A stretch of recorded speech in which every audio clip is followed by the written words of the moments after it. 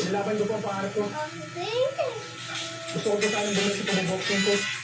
Basta malinaw lang na nagpaalam ka sa mga magulang mo sa papasukin mo. At napapayag mo sila. Opo, coach. Ako kapag po sila mamayang gabi. Sana mapapayag mo sila. Sandino, naghihintay lang sa'yo ng mga pati na yung coach.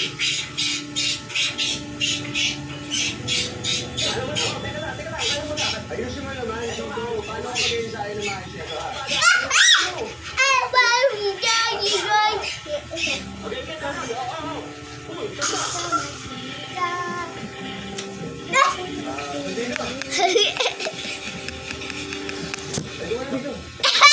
Sandino,